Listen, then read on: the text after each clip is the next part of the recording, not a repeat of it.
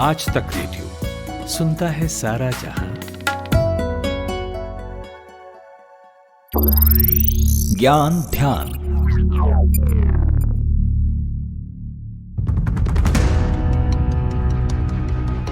साल 2023 को ख़त्म होने में अब चंद ही दिन बचे हैं।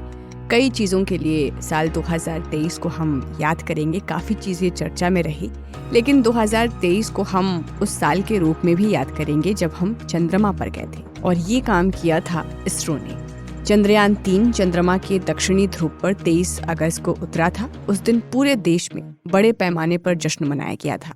दक्षिणी ध्रुव चंद्रमा की सतह पर एक ऐसा क्षेत्र है जहाँ भारत से पहले कोई नहीं पहुंचा था। इसके साथ ही भारत, अमेरिका, पूर्व सोवियत संघ और चीन के बाद चंद्रमा पर सॉफ्ट लैंडिंग करने वाले देशों के क्लब में शामिल हो गया था। इसके अगले महीनों में यानी सितंबर में भारत ने अंतरिक्ष में अपनी यात्रा जारी रखी। चंद्रमा के दक्षिणी ध्रुव पर उतरने के बाद भारत ने सूर्य का अध्ययन करने के लिए आदित्य L1 को भेजा। इसके बाद 2025 में अंतरिक्ष यात्रियों को अंतरिक्ष में ले जाने से पहले एक महत्वपूर्ण परीक्षण उड़ान को अंजाम दिया था। और अगले साल 2024 की जब शुरुआत होगी तो पहले ही दिन यानी 1 तारीख को इसरो एक और इतिहास रचने जा रहा है। 1 जनवरी की सुबह करीब 9 बजे इसरो श्रीहरिकोटा स्थित सतीश धवन स्पेस सेंटर से एक्सपोसैट सैटेलाइट की लॉन्चिंग करेगा। ये सैटेलाइट अंतरिक्ष में होने वाले रेडिएशन की स्टडी करेगा, उनके सोर्सेज की तस्वीर लेगा। तो आज के ज्ञान ध्यान में हम इसी सैटेलाइट की खासियत पर बातचीत करेंगे। नमस्कार, आज तक रेडियो पर आप सुन रहे हैं ज्ञान ध्यान। मैं हूँ खुशबू कुमार। तो ये जो एक्सपोसैट है, इसमें लगे टेलीस्कोप को रमन रिसर्च इंस्टीट्यूट ने बनाया है। ये सैटेलाइट ब्रह्मांड के 50 सबसे ज्यादा चमकने वाले सोर्सेज की स्टडी करेगा, जैसे pulsar, black hole, x-ray binary, active galactic nuclei, non thermal supernova. Satellite को 650 किलोमीटर की ऊंचाई पर तैनात किया जाएगा। इस मिशन की शुरुआत इसरो ने साल 2017 में की थी। इस मिशन की लागत है 9.5 करोड़ रुपए। लॉन्चिंग के करीब 22 मिनट बाद ही एक्सपोसैट सैटेलाइट अपनी जो निर्धारित कक्षा है उसमें तैनात हो चुका होगा।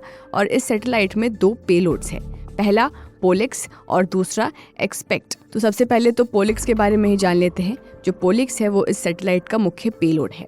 इसे रमन रिसर्च इंस्टीट्यूट और UR राव सैटेलाइट सेंटर ने मिलकर बनाया है। 126 किलोग्राम का ये यंत्र अंतरिक्ष में सोर्सेज के चुंबकीय फील्ड यानी जो मैग्नीट्यूड फील्ड है, रेडिएशन है, इलेक्ट्रॉन्स है, इन सब की स्टडी करेगा। अब एक्सपेक्ट, इसके बारे में जानते हैं। एक्सपेक्ट मतलब एक्सरे स्पेक्ट्रोस्कोपी एंड टाइमिंग, यानी ये पोलिक्स की रेंज से कम एनर्जी बैंड की स्टडी करेगा। ये पल्सर, ब्लैक होल बाइनरी, लो मैग्नेटिक फील्ड, न्यूट्रॉन स्टार, मैग्नेटॉर्स आदि की स्टडी करेगा।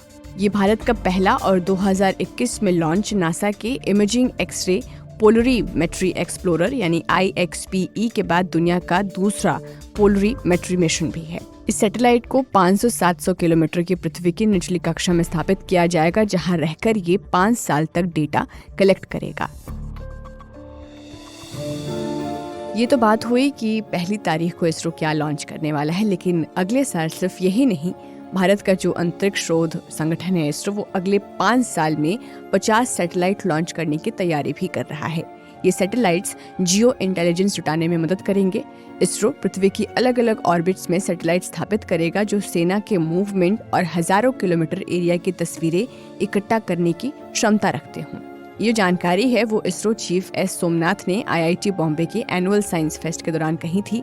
उन्होंने बताया कि भारत ने G20 देशों से पेलोड उपकरणों के जरिए G20 सैटेलाइट में योगदान की मदद मांगी है, जिसे अगले 2 साल में लॉन्च किया जाएगा। सितंबर में आपको याद हो, प्रधानमंत्री नरेंद्र मोदी ने G20 सैटेलाइट लॉन्च करने का प्रस्ताव रखा था, जिसके जरिए जलवायु और पर्यावरण का अध्ययन किया जा सके। इसरो चीफ ने कहा कि मौसम और जलवायु आने वाले वक्त में बहुत महत्वपूर्ण होंगे, इसलिए भारत चाहता है कि वायु प्रदूषण, ग्रीन हाउस गैस, सागरों के व्यवहार, मिट्टी और रेडिएशन जैसे फैक्टर्स की स्टडी के जरिए इन क्षेत्रों में योगदान करें। तो ये था हमारा आज का ज्ञान ध्यान पॉडकास्ट, जिसमें हमने बताया आपको कि अंतरिक्ष में भारत की प्रगति ने अंतर्राष्ट्रीय स्तर पर इस साल कैसे सुर्खियां बटोरी और अगले साल इसरो जो है क्या करने जा रहा है, अगले 5 साल का क्या प्लान है। तो इस पॉडकास्ट पे फिलहाल इतना ही। आपसे अगले हफ्ते किसी और ज्ञान ध्यान के एपिसोड में होगी मुलाकात। तब तक के लिए आप सुनते रहिए आज तक रेडियो। खुशबू कुमार के साथ थे आप। नमस्कार।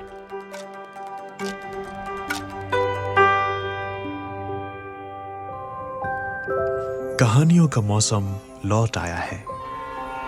किरदार जिनमें सांस ले रहे हैं हमारी रोजमर्रा की जिंदगी के एहसास। किसी आंख से टपका एक खामोश आंसू, किसी जबान पर आते आते रुक गई कोई बात, किसी की दबी हुई शरारती हंसी, किसी की मोहब्बत भरी एक नजर। हर एहसास में ढूंढिए खुद को, क्योंकि ये है story box. Story Box with Jamshed Kamar Siddiqui, only on Aaj Tak Radio.